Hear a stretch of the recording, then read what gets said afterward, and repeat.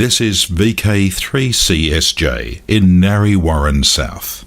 Please stand by for this morning's WIA broadcast at 9 a.m. on 1825 kHz in the 160 metre amateur radio band.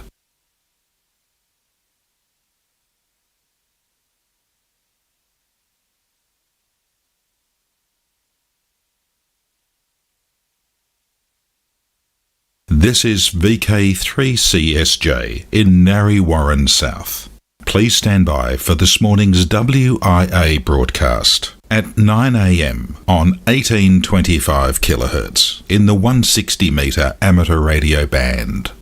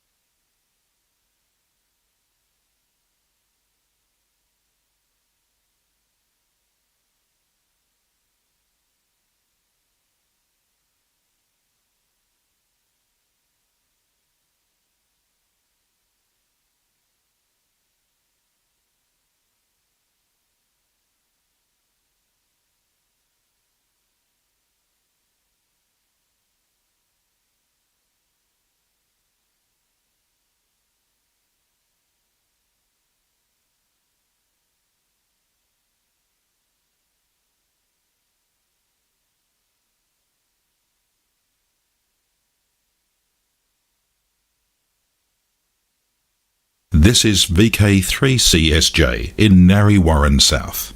Please stand by for this morning's WIA broadcast at 9 a.m. on 1825 kHz in the 160 metre amateur radio band.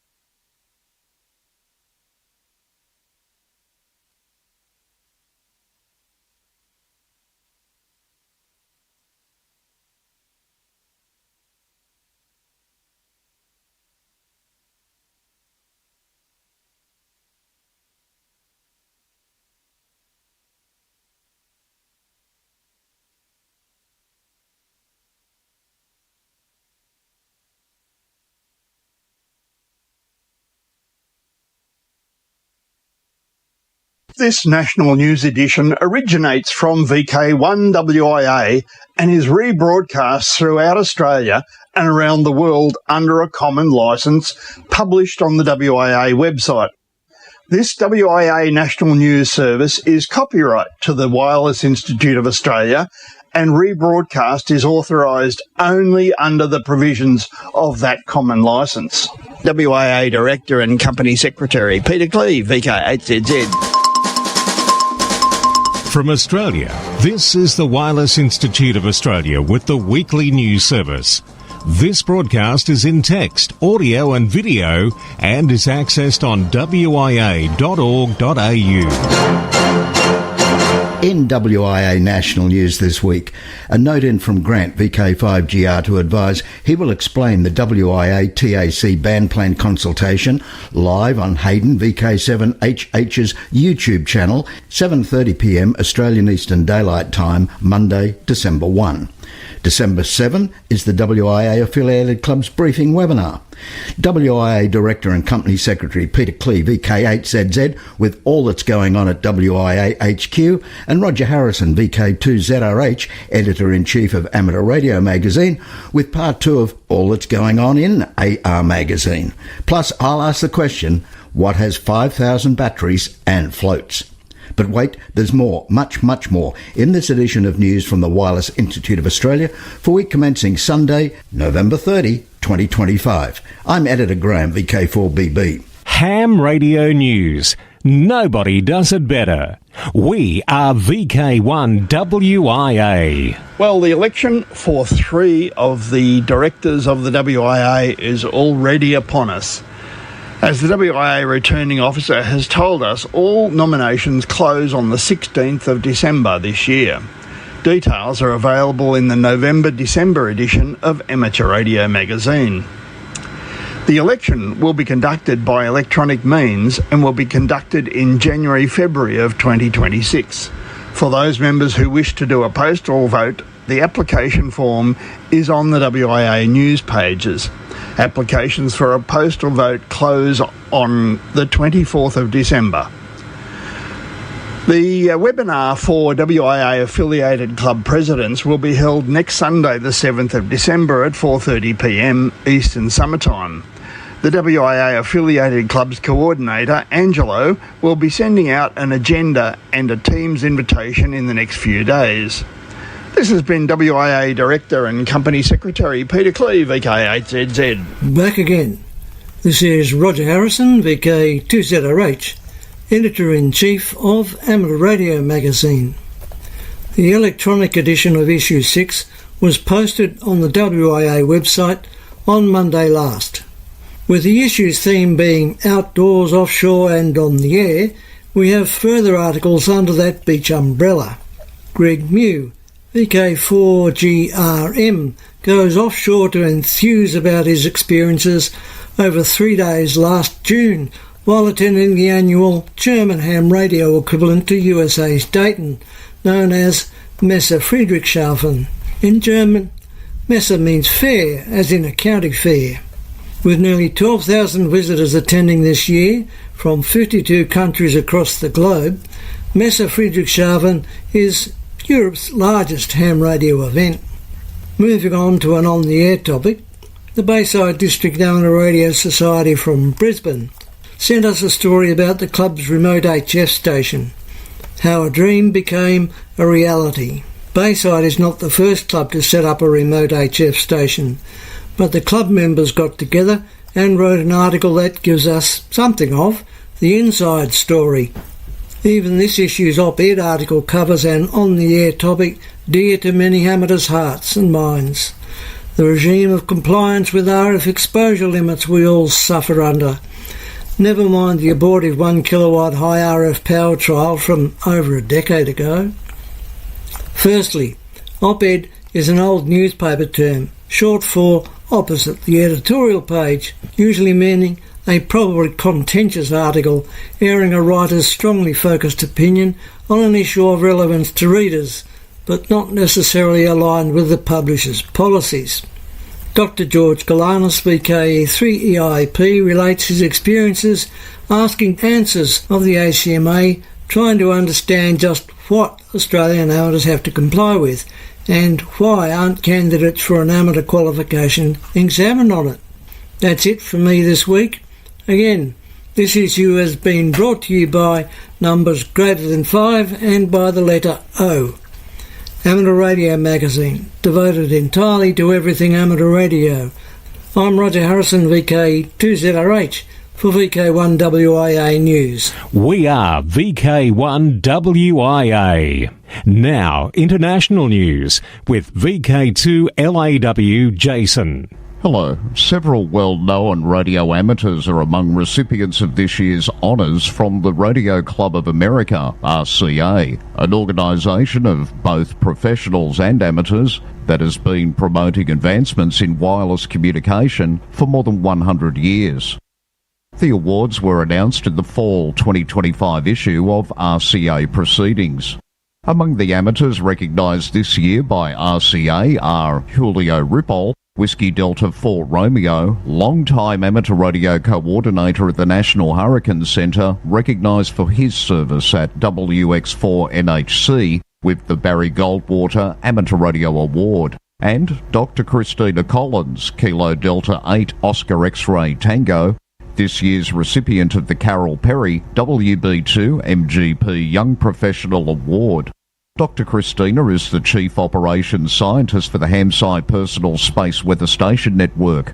She also voices announcements heard each hour on WWV and WWVH as part of WWVH Scientific Modulation Working Group. The US Space Agency NASA is taking a close look at the serious damage that disabled the largest antenna at its Deep Space Network site in California 2 months ago. The 230-foot antenna, which tracks near-Earth asteroids and communicates with NASA's interplanetary spacecraft, has been out of service since the 16th of September. The antenna suffered an excessive rotation that strained its cabling and piping and damaged its fire suppression system, which led to water damage and flooding, according to a report on the Gizmodo website. The damaged antenna, prized for its sensitivity, received its first signal in 1966 from NASA's Mariner 4 mission. In preparation for Voyager 2's mission towards Neptune, NASA upgraded the antenna width from 210 feet or 64 metres to 230 feet or 70 metres. It communicated as well with Voyager 1 in 2012 following the spacecraft's entry into interstellar space. Meanwhile, NASA relies on 2 other deep space communication antennas. They are located in Madrid, Spain, and near Canberra, here in Australia.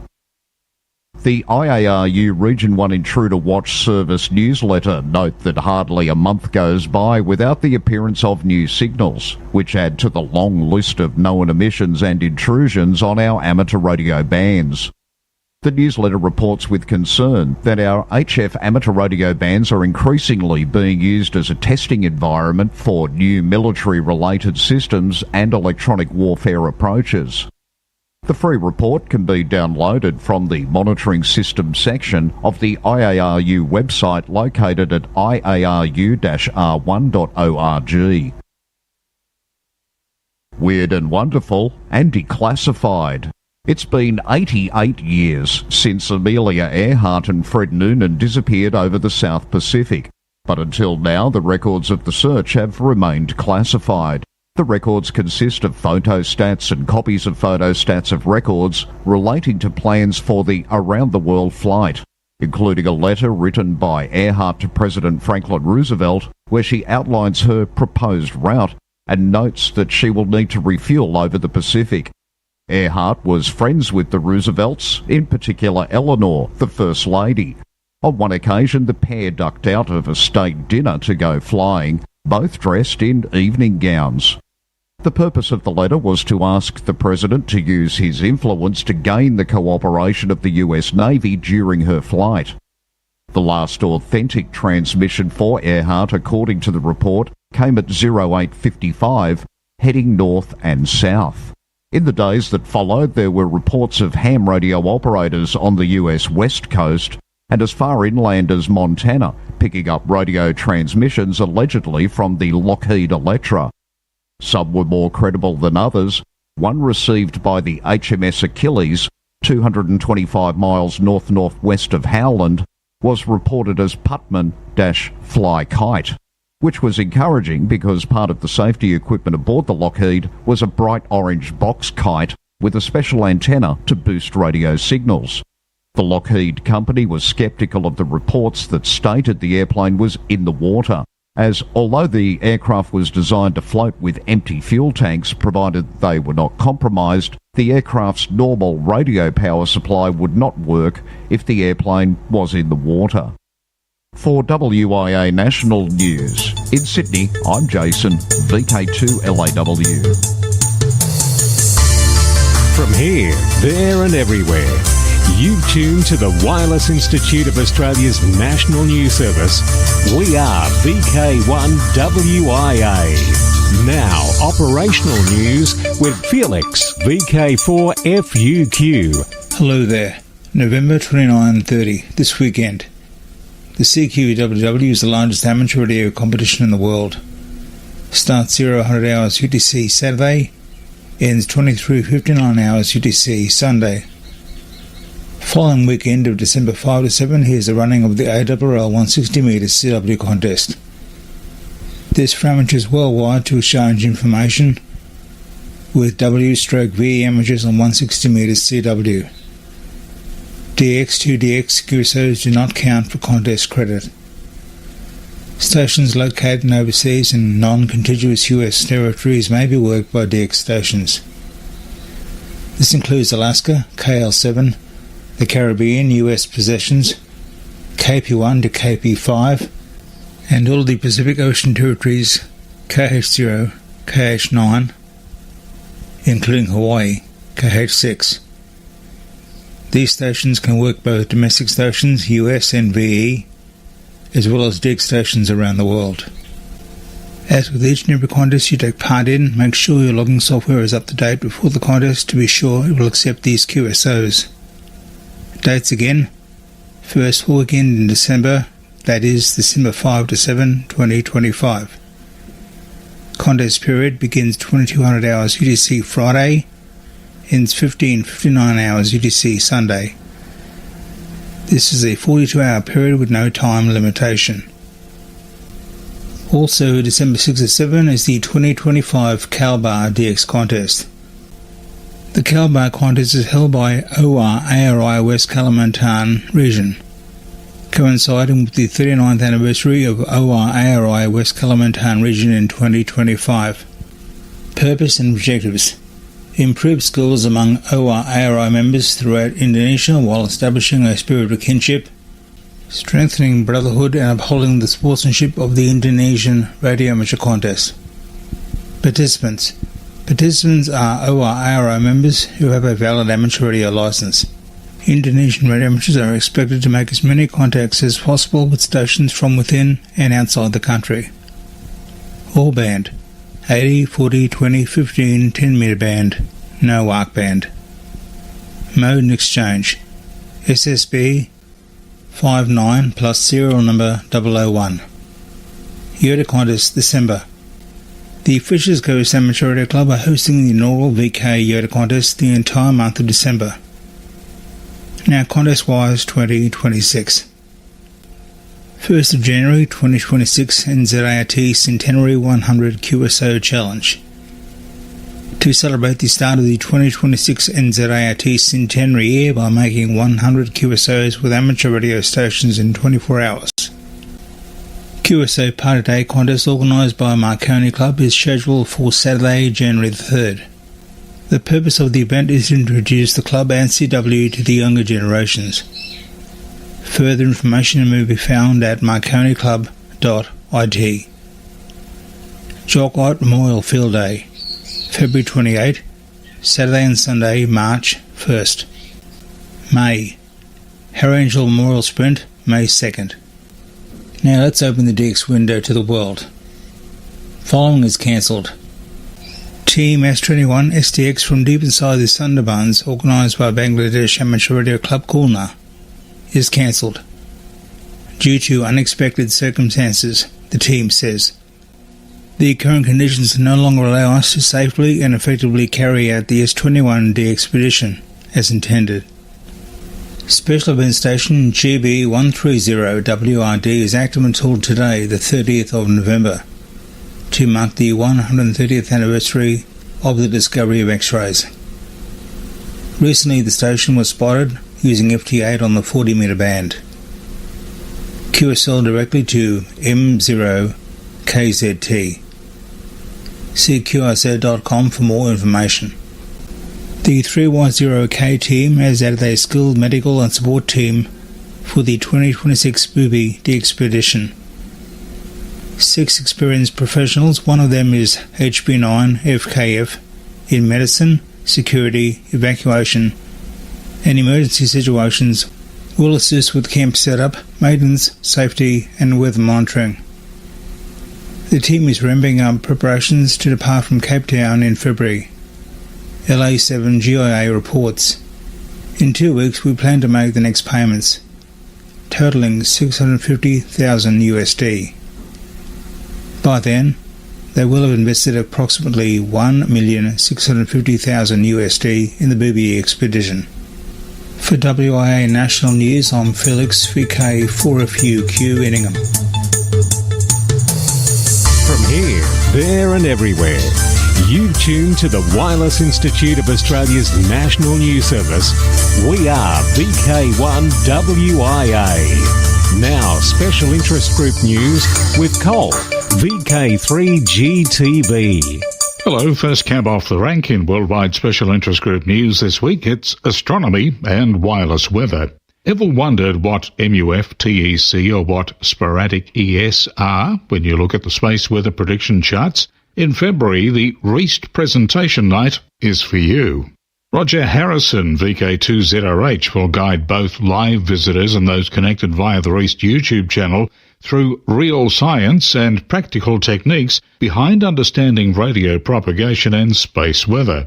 With decades of experience, including his time at the IPS, Ionospheric Prediction Service, Roger brings significant expertise in this space, pun intended. This presentation will unpack the tools and data sources we amateurs rely on every day. This session will give you the skills to read the sky like a pro. The session will be in person and streamed from 7:30 p.m. in Queen's Domain clubrooms. Worldwide Special Interest Groups, Balloons. Pico Balloon News. The high-altitude Pico balloon ZS1ERZ-12 completed its 8th circumnavigation of our planet on Monday the 17th of November. As of Friday the 21st of November 2025, it's been 96 days since the launch and the balloon has travelled over 272,000 kilometres. During this lap, it spent a few days near the Antarctica station DP0GVN. From there it headed north to the Indian Ocean. However, when last heard, it was again travelling southeast towards Antarctica. Worldwide Special Interest Groups, Digital. It's being heralded as a milestone in the long-overdue evolution of speech quality for land mobile radio systems, the use of an adaptive neural network that replaces traditional signal processing. This digital voice milestone was announced at the recent Acoustics and Speech Conference in California, where the Free DV Project's David Rowe, VK5DGR, co-presented a paper describing a neural network that replaces traditional signal processing with machine learning. In a recent post on the FreeDV website, David called the development the first known real-world development of a neural codec, an important milestone that the ham community can be proud of. He and programmer Jean-Marc Valen presented the details to attendees at the IEEE Signal Processing Society conference, where David said it was well received. Instead of using the fixed algorithms of traditional digital voice, the FreeDV radio encoder, known as RAID V1, employs fully adaptive machine learning, producing a higher quality result developed using open-source software. Writing as a guest contributor to the Amateur Radio Digital Communications website in October, David noted that the technology provides unprecedented speech quality and robustness for VHF-UHF land mobile radio applications. Now a quick look at IOTA. Islands on the Air. Holger ZL3IO is active again as ZL7IO from Chatham Islands, OC038, now until the 4th of December, including an entry in this weekend's CQWW DXCW contest. QSL via LOTW, Club Logs OQRS, or via DK7AO. Lasse DL9LU is the IT engineer and radio operator of the new overwintering team at Neumeier 3 Station, Antarctica, AN016. He arrived on the 18th of November and will remain there until shortly before Christmas 2026. Yes, Christmas 2026. He'll be active as DP0GVN. QSL for contacts via Club Logs OQRS, LOTW, or via DL4BBH. Worldwide Special Interest Groups, Military. The Hunt Valley, Maryland Amateur Radio Club of the National Electronics Museum will commemorate 2025 Pearl Harbor Day and the role of electronics in World War II, December 1 to 11, 1300 Zulu to 2200 Zulu. Primary operation will be December 1 to 7, with additional operation possible December 8 to 11 as operator availability permits. Special event station W2W will operate on 14.241, 14.041, 7.241 and 7.041 MHz. Operation on 80 metres, 3.541 and 3.841 MHz, and digital modes as possible during the event. Certificates are available via a SASE. Worldwide Special Interest Groups, Radio Amateur Old and Young Timers. Ellen, VK2COD, is first up. Thank you, Cole. Only a short time to go for the last month of the year, December. Yes, December is our big month for Yodas. Yoda month is when many of we youngsters from member associates will become active on the air with Yoda as suffix in the call signs. From 0000 UTC on Monday 1 December to 23:59 UTC on Wednesday 31 December, international Yoda stations that will be operated by young amateurs will be calling to make contacts worldwide with each other and you. This event is aimed at our young generation who are under 26 years of age to get involved with amateur radio. It is an excellent opportunity for clubs to connect with youngsters who are interested in or want to find out more about amateur radio. The clubs then can get them on the air for Yoda month. Instead of being a formal contest, this is an informal way to get our current young hams on the air, contacting hundreds of other youngsters around the world. Over in South Africa, their SARL has registered the special call sign ZS9 Yoda on the Yoda website for clubs and individuals during the month of December. All radio amateurs are welcome to enjoy a QSO with the youngsters. Please note that many of us Yodas are new to the radio hobby, while others are more experienced. And remember, here in VK, the Fisher's Ghost Amateur Radio Club is hosting the very first VK Yoda contest. And now, from this Yoda to our respected Peter, VK7PD, over to you, Peter, for news about amateur radio old-timers. Hello everyone, this is Peter, VK7PD, reminding you that tomorrow is the first Monday of the month. Time for the Radio Amateurs Old Timers Club of Australia's December Bulletin to go to air. This month, as well as the latest club news, first up is an article by Bill, VK3BR, on a discussion on the AVO moving coil multimeter. This will be followed by an article read by Clive, VK6CSW, who will tell us about the world's first telegraph network. In addition, there will be details of the upcoming final Perth RAOTC luncheon for 2025. A reminder that there is no RAOTC broadcast in January. The first broadcast for 2026 will be on February 2. Everyone, RAOTC members and non-members alike, is most welcome to listen to the program and join in the callbacks afterwards. Full details of all transmissions, times and modes can be found on the RAOTC website at www.raotc.org.au or just Google RAOTC broadcasts. If none of the transmission times suit you, you can download the audio file at any time from today from the club's website. Once again, tune in tomorrow for the December RAOTC Bulletin. Enjoy the program and please join in the callbacks afterwards. 73 from Peter, VK7PD. Thanks, Peter and Alan. Worldwide Special Interest Groups, Radio Scouting. VK7 Scouting Clark Trophy 2025. The 2025 Sir Ernest Clark Trophy once again proved just how crucial amateur radio is when young people head bush for 24 hours of scouting challenge. This long-running event, now more than 90 years old, brought together 7 self-managing scout patrols and around 60 scouts and leaders at Rockton, west of Oatlands. With camping, navigation, construction, hygiene, first aid and much more on the program, the Clark Trophy depends on reliable communications to run safely, efficiently and with the kind of calm oversight only radio can deliver.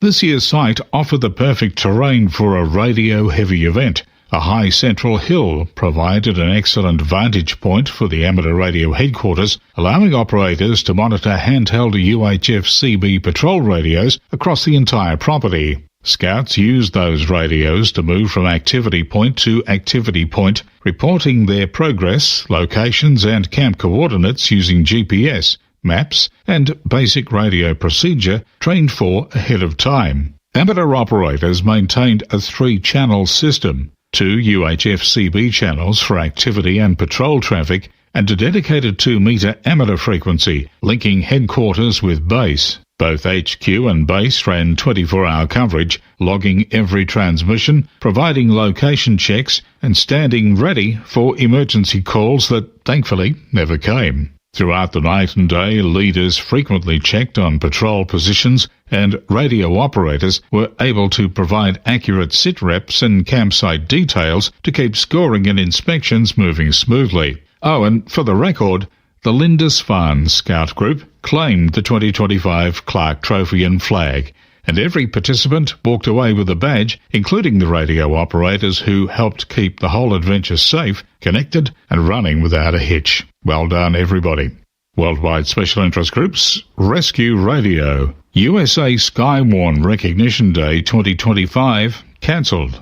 NOAA's National Weather Service has announced the cancellation of Skywarn Recognition Day 2025. The necessary time and resources required to plan a comprehensive national event for Skywarn Recognition Day 2025 are not available this year. Thus, the difficult decision was made to cancel this year's event by the NWS. However, the National Weather Service will work with ARRL and Skywarn spotters to brainstorm ideas to redevelop a spotter appreciation event next year. ARRL, which has a Memorandum of Understanding with NWS, emphasised the strength of the long-standing partnership behind the event. And that's the latest Worldwide Special Interest Group news for this week. Till next time, take care. I'm Cole, VK3GTV. This is VK1WIA. All points of contacts from today's news stories are to be found in print when you read the web editions, www.wia.org.au. It's at 8 and right across VK. December 1 at 7:30pm, that's Australian Eastern Daylight Time. Hayden, VK7HH YouTube channel. Grant, VK5GR will appear. He'll do a live stream walkthrough and question and answer of the WIA TAC band plan consultation. He'll be looking at each of the different aspects of the proposal and breaking them down into why WIA are proposing various changes. And just a week later, it's the WIA Affiliated Clubs Briefing webinar. So now until next we meet, I am Graham, I am VK4BB. Walk softly. From Australia, this has been the Wireless Institute of Australia with the weekly news service. This broadcast is in text, audio and video and is accessed on wia.org.au. Courtesy of Bevan, VK5BD's ATV and YouTube channel, this has been WIA National News. We're back now, live and local, and your voice, your callbacks. And don't forget, tick like.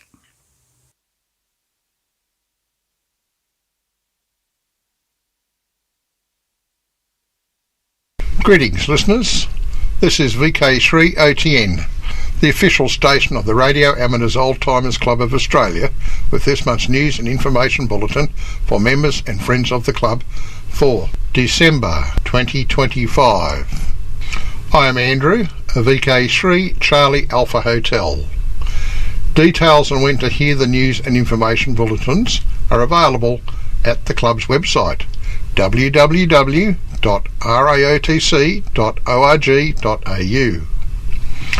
VK3ATN is available on a wide range of radio platforms, HF, VHF and UHF, along with 2 metre repeaters, amateur television, DMR, that is digital mobile radio, and D-Star.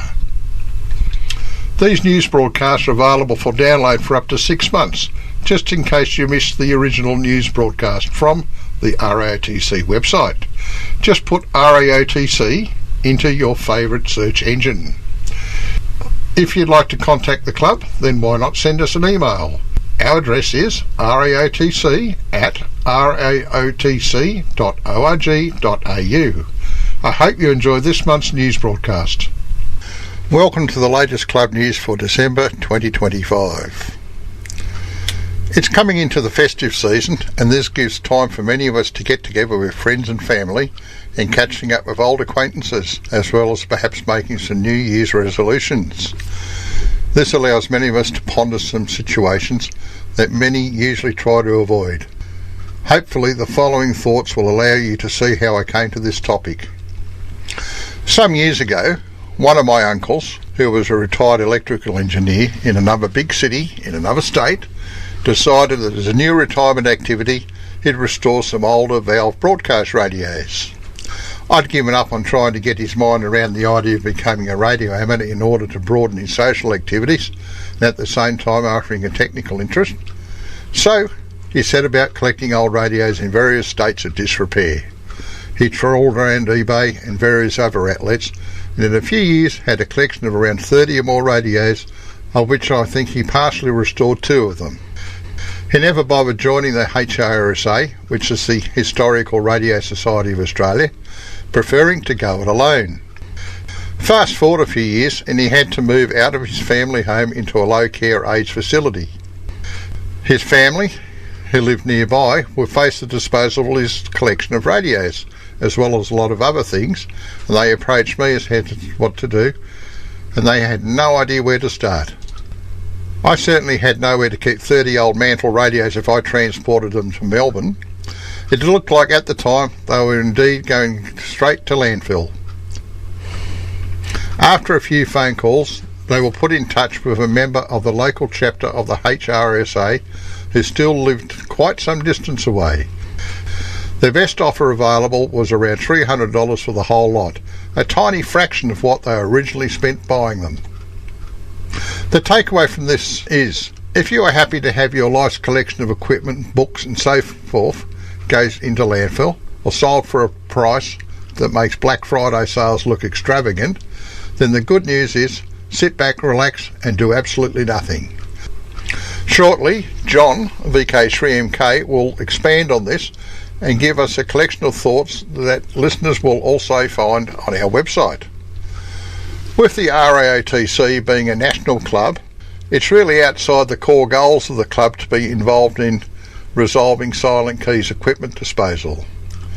To have a person turn up totally unknown to a bereaved family to help out with a shack clear out at best is somewhere between disrespectful and insulting. If the bereaved family is in another part of the country, then the whole idea becomes even more nonsensical. However, don't laugh, as it has been suggested by 1 or 2 individuals that RAOTC should engage in this activity. As usual, there is a bit of a joke at the end of the broadcast, but not just yet. Over the festive season, discuss this with your family and other amateur friends, and with New Year's resolutions not far away, if you are not a member of a local radio club, then why not consider joining one? With the demise of the online call register, the ACMA no longer seem to operate. There's really little stopping a family member putting your equipment on, say, Facebook Marketplace or eBay for a tiny fraction of what it's really worth. The buyer may not even be a licensed amateur. There seems to be no easy way to check these days.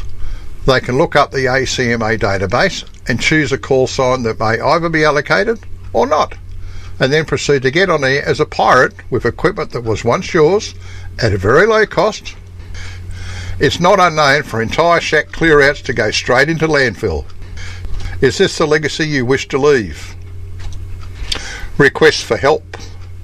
Recently I asked if someone would step forward to help out with the VK6 or News West broadcasts, with some of our long-serving members not physically able to continue. The team in VK6 are still after someone to record promos for the local News West broadcast, and being News West, should ideally be somewhere located in VK6. I'll talk more about the perils of sitting back and letting someone else carry the weight until the wheels fall off in a future broadcast. Why not treat yourself this festive season? Now, if you're stuck for an idea for a Christmas present and want to buy something for yourself for a change, then here's a couple of ideas. For the tiny sum of $25, you can buy yourself a digital copy of every OTN ever published. And another idea is to consider treating yourself to the life membership of RAOTC. And that way you never have to worry about renewing your membership again. It's just that, membership for life. Further details are available on the club's website, www.raotc.org.au. New members and silent keys. Today I am pleased to welcome the following new member to the RAOTC. Glenn Baffoles, a VK6 Zulu Echo, became full member number 1896 on October 12, 2025. The committee looks forward to you enjoying a long and rewarding membership of the RAOTC. Silent keys. It is with regret I report the following silent keys that have come to the attention of our membership officer. Blaine Bayliss, a VK3 RF, member number 1412, and Graham McDiarmid, VK3NE, member number 1485. Let us pause for a moment in memory of our departed colleagues.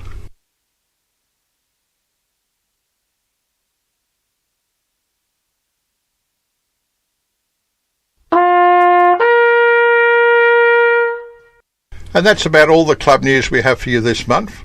Now I'll hand the microphone over to John, VK3MK.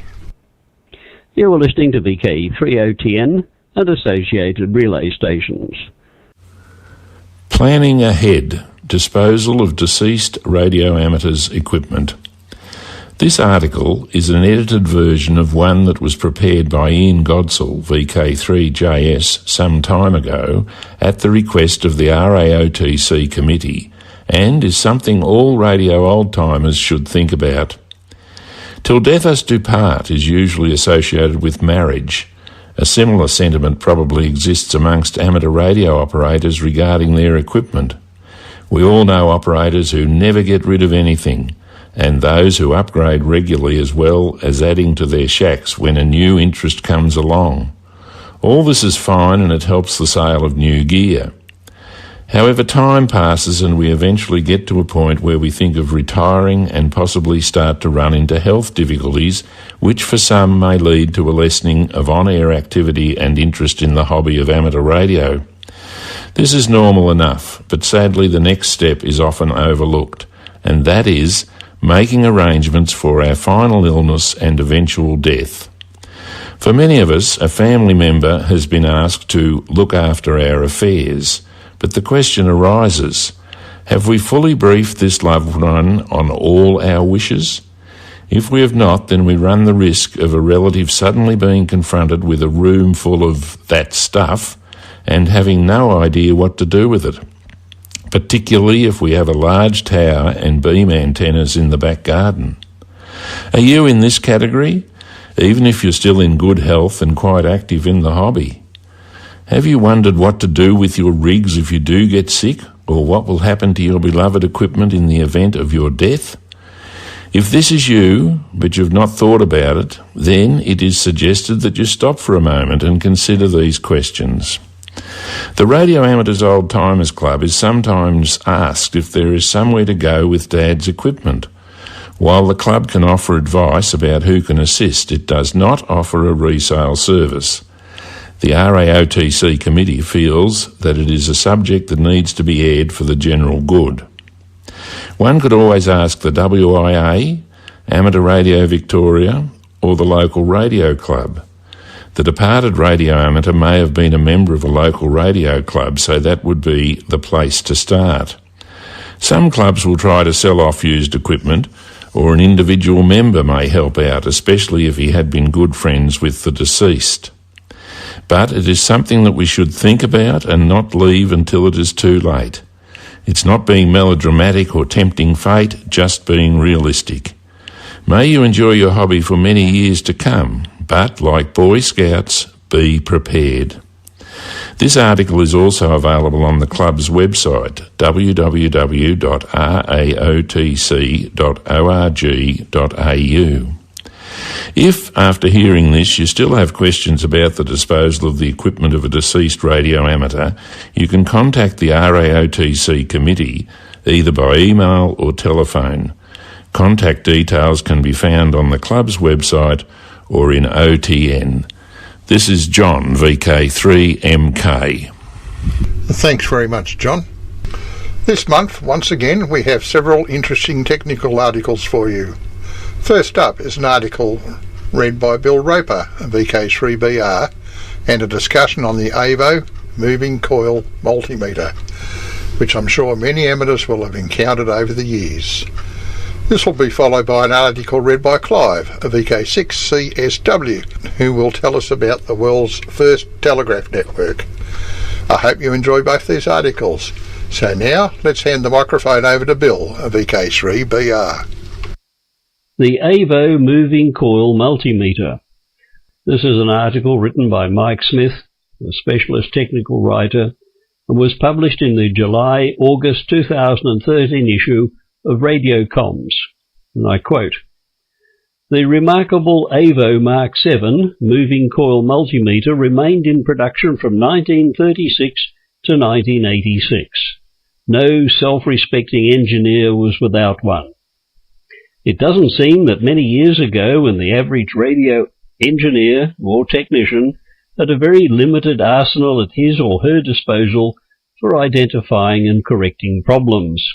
High-class workshops might have had an oscilloscope running at 10 megahertz with a single trace and costing a fortune.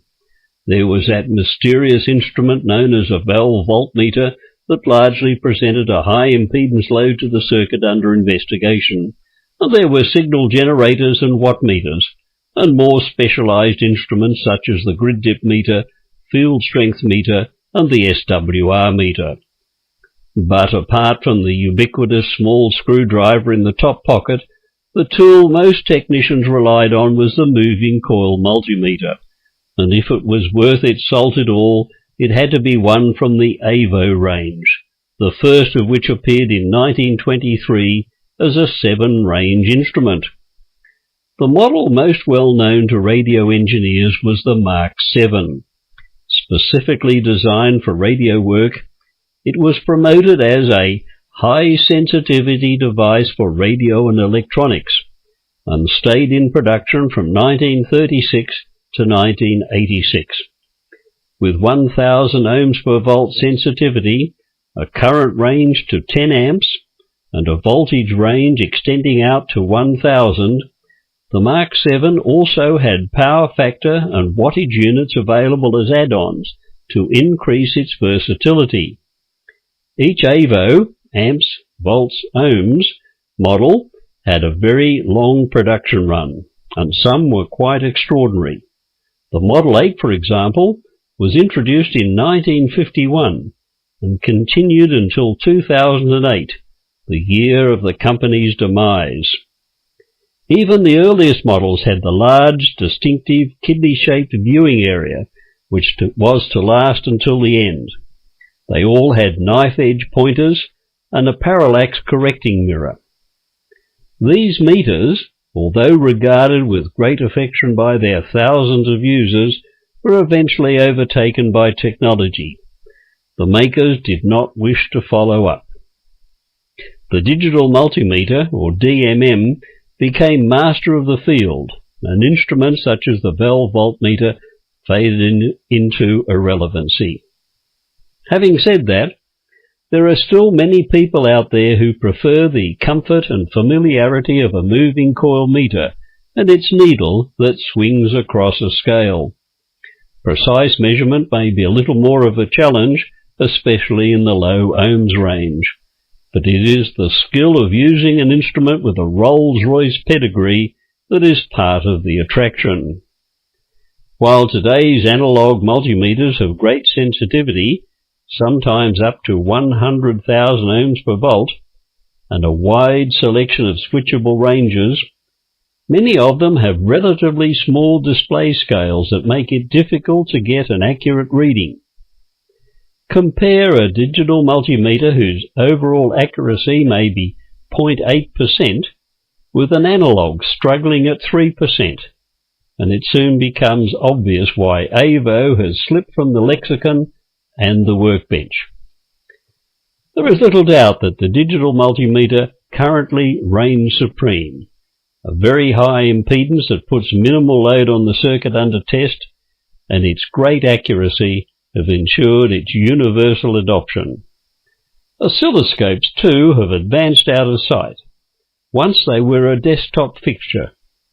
Today they can be carried in the pocket like a multimeter. Speeds have gone through the roof. There are colour displays, huge data storage, and multiple traces. The specs have risen, prices have fallen. So we've come a long way from the AVO 7. They are now collector's items with asking prices far above the original cost. But hopefully, the much-loved and sought-after instrument will not become as extinct as the Tasmanian tiger. Now, this item was sent in by Ron, VK3AFW, who comments, and again I quote, "I don't completely agree with Smith. The AVO Model 7 was a very significant advance and widely used from the mid-1930s. It was the Model 8 which I used in the laboratory off and on for 20 years, which was, I believe, the most widely known and used of them all, and was produced in large quantities over a longer time, albeit with different marks. It was sensitive, 20,000 ohms per volt, versatile, and combined good accuracy with ruggedness. The scale was of a reasonable size, and the mirror allowed accurate, relative readings without parallax." Thanks very much, Bill. You are listening to VK3OTN. VK3OTN is the official station of the Radio Amateurs Oldtimers Club, Australia, Incorporated, with the monthly news and information bulletin for members and friends of the club. The world's first telegraph network. Napoleonic semaphore was the world's first telegraph network, carrying messages across 19th century France faster than ever before. Now, a group of enthusiastic amateurs are reviving the ingenious system. Before the web, before the computer, before the phone, even before Morse code, there was le système Chappe. Not for the first time or for the last, at the end of the 18th century, France made an important technological advance, only to see it overtaken by newer science. In this case, it was the world's first ever system of telegraphy. According to most accounts, the very word telegraph, distance writing in Greek, was coined to describe Claude Chappe's nationwide network of semaphore. At its most extensive, it comprised 534 stations covering more than 5,000 kilometres or 3,106 miles. Messages sent from Paris could reach the outer fringes of the country in a matter of 3 or 4 hours. Before, it had taken dispatch riders on horseback a similar number of days. But then it ended almost as quickly as it began. In the 1840s and 50s, electronic telegraphy, with stations set up along the new railway lines, began to take over.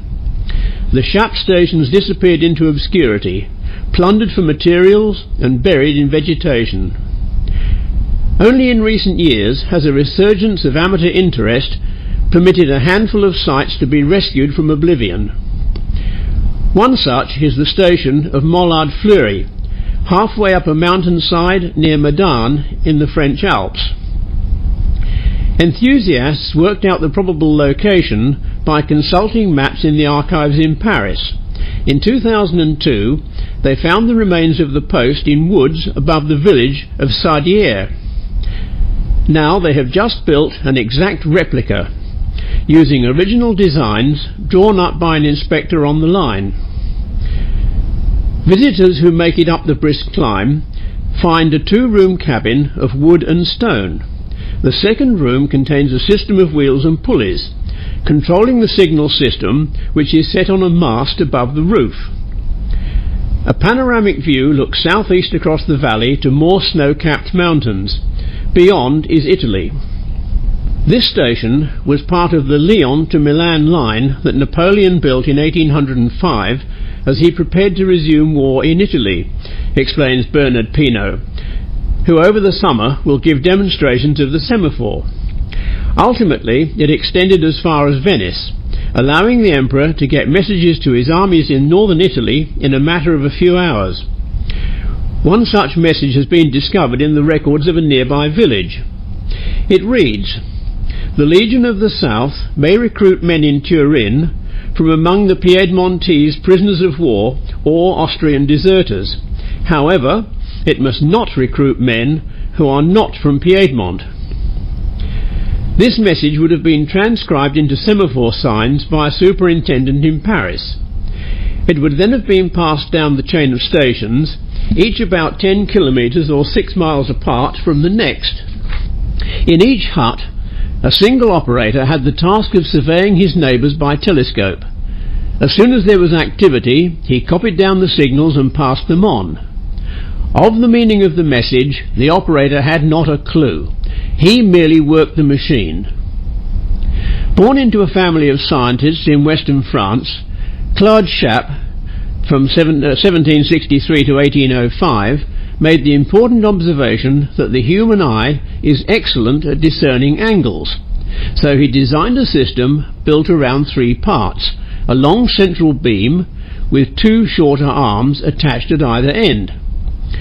Each manoeuvre was reckoned to take about 30 seconds, and the messages were transmitted in full, words like de and a included. Telegrammese had not yet been invented. For the operators it was tiring and laborious, especially as they had pay docked for delays. Still, by all accounts they acquitted themselves well. The record was 60 minutes for a message travelling from Paris to Strasbourg. It bore the news of the birth of Napoleon's son. We have a description of one of the Chappe stations in Alexandre Dumas' The Count of Monte Cristo, which was written in 1844 and set 30 years earlier. The Count sees the contraption like the claws of an immense beetle, and feels wonder that these various signs should be made to cleave the air with such precision as to convey to the distance of 300 leagues the ideas and wishes of a man sitting at a table. He then bribes the operator to send false information down the network, causing a financial panic in Paris. From the outset, the prime purpose of the system was military. 4 years into the revolution, with fears growing of foreign invasion to restore the monarchy, the Republican government commissioned Citizen Chappe to build the first line, from Paris to Lille. A year later, in September 1794, the government heard news, on the very day that it happened, that the northern border town of Condé had been captured. They telegraphed back their congratulations, which were received in Condé the very same evening. New lines opened to Strasbourg, then to Lyon and to Brest. Napoleon built the line to Italy and also, as he contemplated invading England, an extension to Boulogne on the English Channel. Under the restored monarchy after 1815, there were new lines to Marseille and to Bayonne in the southwest. The last stations were built in 1849, but by then it was clear that the days of line-of-sight telegraphy were done. The military needs had disappeared, and latterly the operator's main task was transmitting national lottery numbers. The shortcomings of visual communication were obvious. It only functioned in daytime and in good weather. And of course the invention of electronic telegraphy changed everything. In 1844, Samuel Morse showed that it worked down a wire from Washington to Baltimore in the United States. Soon the Sharp towers were to look as antiquated as perfumed wigs. Smoke, fire, light, flags. Since time immemorial, man has sought to speak over space. What France did in the first half of the 19th century was to create the first ever system of distance communication. On the long trek to the internet, it is an overlooked but significant early step. And this news item was sent in by Colin Durrell, VK3 UDC RAOTC member number 1244. Thanks very much indeed, Colin, for a very interesting article. Thanks very much, Clive. Perth Luncheons. The popular and well-attended monthly luncheon for RAOTC members and friends in and around Perth are held on the second Tuesday of each month. The 7 Mile Bar and Bistro is at 501 Wanneroo Road, Balcutta. Their website can easily be found by Googling 7 Mile Bar and Bistro. In addition to the main menu, a seniors menu is also available. There is ample parking available in the adjacent car park. The venue is located on Wanneroo Road near the Reed Highway intersection and is readily accessible with car parking available. Since Wanneroo Road is a main thoroughfare for the northern suburbs, public transport via bus is also a viable alternative. The appropriate route and timetable information can be accessed from the Transperth website. A copy of the URL is located on our website. Alasdair, VK6ATX, is coordinating the lunch, and it would be appreciated if Alasdair could be notified of those planning to attend to ensure that adequate seating is provided. We look forward to seeing many of you at the RAOTC luncheon. Alasdair's email address is vk6kif@bigpond.com. I'll repeat that. Victor Kilo 6 Kilo India Foxtrot at bigpond.com. You are listening to VK3OTN and associated relay stations. VK3OTN is the official station of the Radio Amateurs Old Timers Club Australia Incorporated, with the monthly news and information bulletin for members and friends of the club. And in keeping tradition, we'll finish this broadcast with a short story. I don't know if this is true or not, but this story certainly may have some merit. During World War II, the French auto manufacturing company Citroën was forced to make trucks for the German army. You may recall that Germany was an occupying force in France. Citroën made the dipsticks to show that there was plenty of oil when the truck was actually 2 quarts, that is, a little bit under 2 litres, low. The Germans never did figure out why the engines in Citroën seized up so often. I suppose the French had the last laugh. That's all we have for you this month, and we hope you found something of interest. Thanks for being with us, and we hope you will join in the callbacks, where callbacks are taken. The next RAOTC news and information broadcast will take place on the first Monday of February next year, on the same frequencies, and at the same times as today, and I hope you've enjoyed our broadcasts throughout the year. If you have missed all or part of this broadcast, or you just want to listen to it again, it is available for download from the RAOTC website. Simply go to www.raotc.org.au. Again, the website URL is www.raotc.org.au. On the right-hand side is the main menu. Click on VK3OTN broadcasts and you will be able to see the various times and frequencies of the VK3OTN transmissions by all of our volunteers, provided of course a volunteer is available. Down towards the bottom of the page is the current and previous 5 broadcasts for you to listen to. Sometimes the relay station is an automated broadcast, for example, a repeater, when no operator is available to take callbacks. Other times the volunteer operator suffers from very heavy local Q iron, and callbacks are not always possible. Many operators need a small amount of time to switch from playing a recorded file to using a microphone. Please be mindful of this. This is VK3OTN signing clear from today's news and information session. 73 and a Happy New Year from the IOTC broadcast team.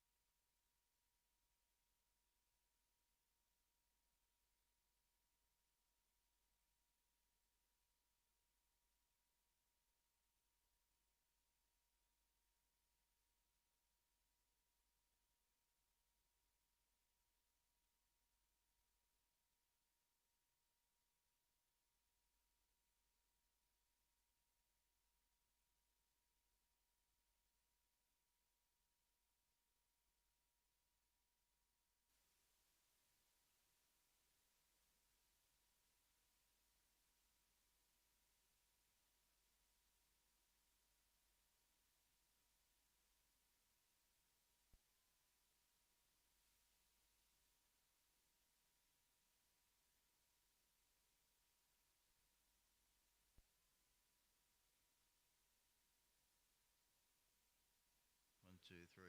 1, 2, 3.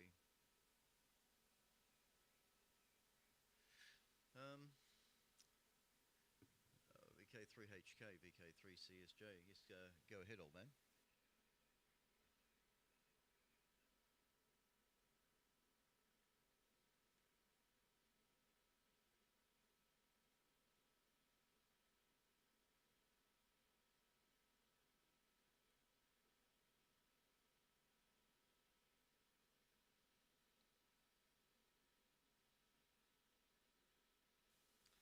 Yep, righto.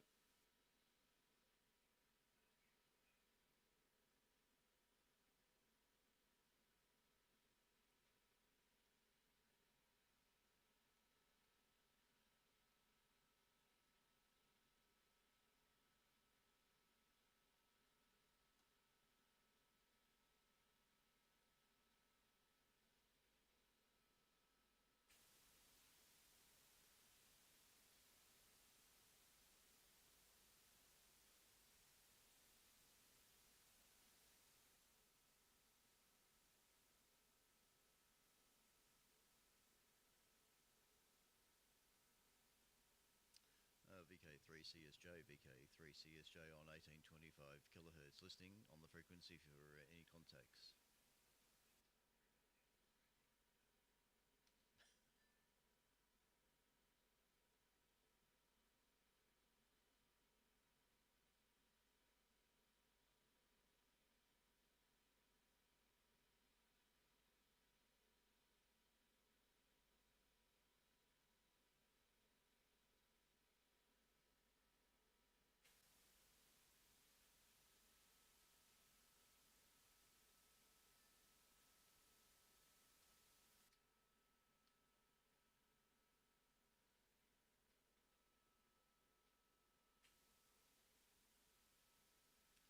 VK3HK, VK3HK, VK3CSJ, calling you there, Steve.